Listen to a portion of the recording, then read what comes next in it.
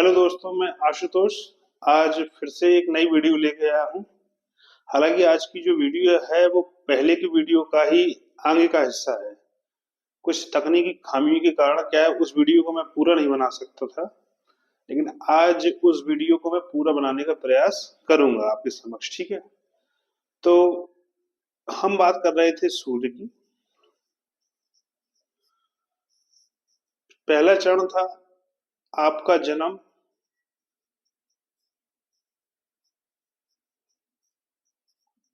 कितने बजे हुआ, कितने बजे हुआ। दूसरा था किस महीने में हुआ।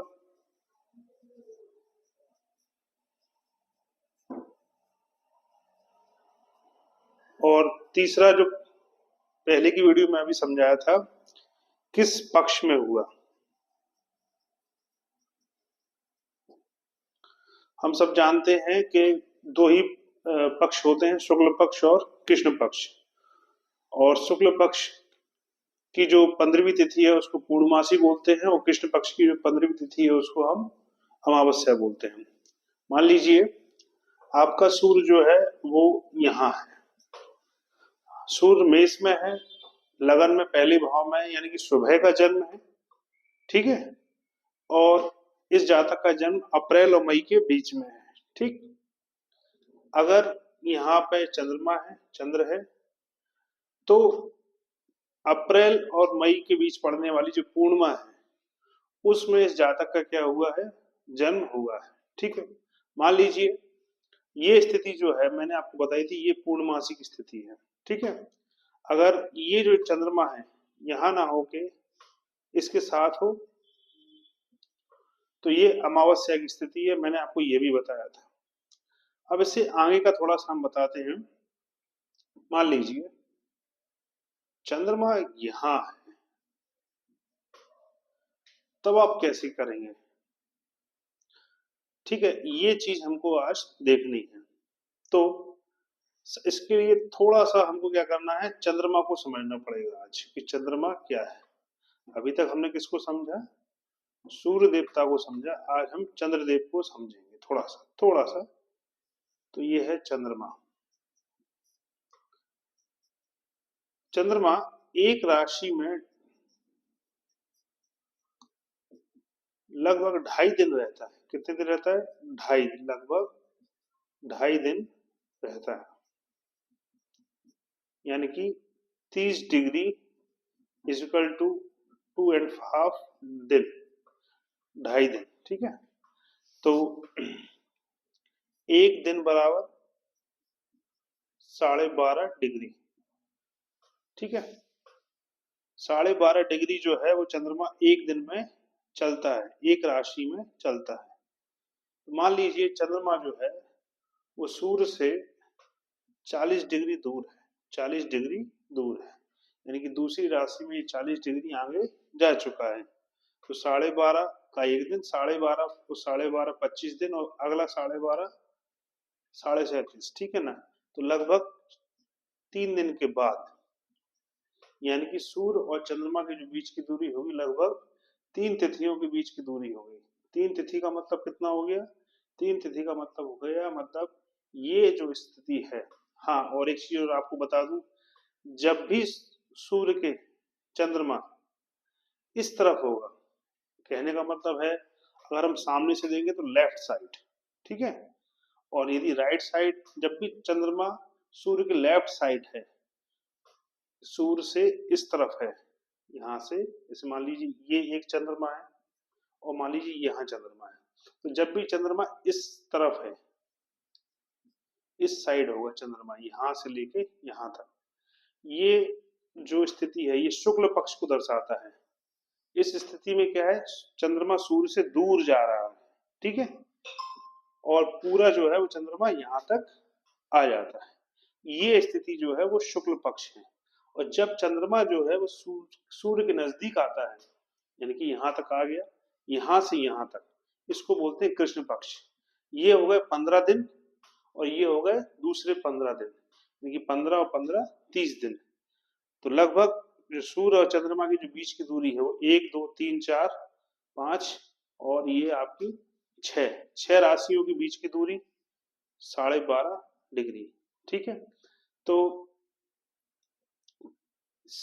6 राशि जो है, सूर्य और चंद्रमा जब एक दूसरे के से दूर हो जाते हैं 6 राशि, तो वहां पूर्णमासी की स्थिति बन जाती है।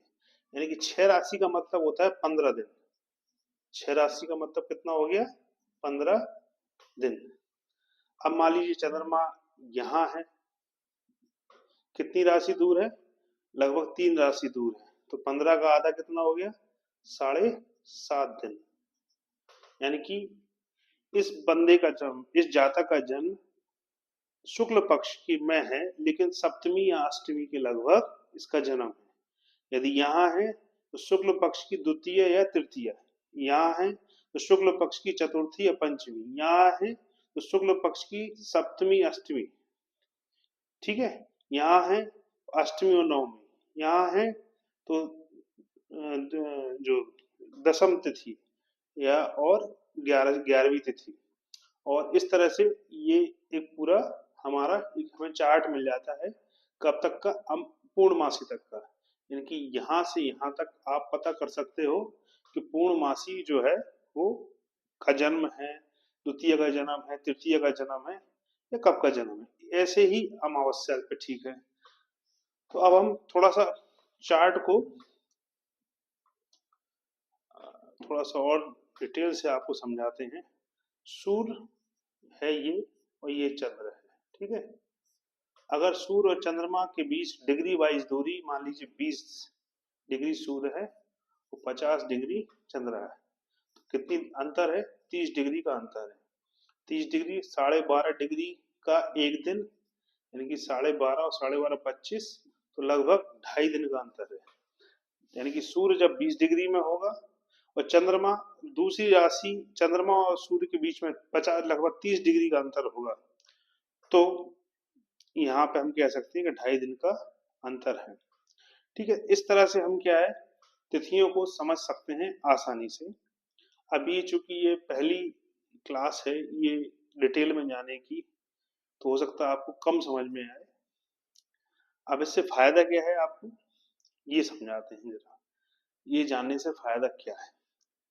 ज्योतिष में हमने समझा है, एक होता है क्षीण चंद्रमा, एक होता है शुभ चंद्रमा। ठीक है, आपने सबने सुना होगा, अगर नहीं सुना है तो मैं बता देता हूँ। शुभ चंद्रमा और अशुभ चंद्रमा जैसी दो चीजें होती हैं। चंद्रमा ज्योतिष में सबसे इंपॉर्टेंट ग्रह है। क्योंकि हम यहाँ सूर्य को समझ रहे हैं, लेकिन थोड़ा चंद्रमा को समझ लें। और चंद्रमा दो प्रकार के होते हैं, शुभ, अशुभ या क्षीण। ठीक है, चंद्रमा की शुभता कब पड़ती है? सूर्य से दूरी पर। सूर्य से चंद्रमा जितना दूर होता है उसकी शुभता बढ़ती है। और चंद्रमा अशुभ कब होता है या क्षीण कब होता है? जब उसकी चंद्र सूर्य से दूरी है वो कम रहती है। तो आप अपनी कुंडली देख के ये बता सकते हैं कि भाई मेरा जो चंद्रमा है वो सूर्य से दूर है या पास है।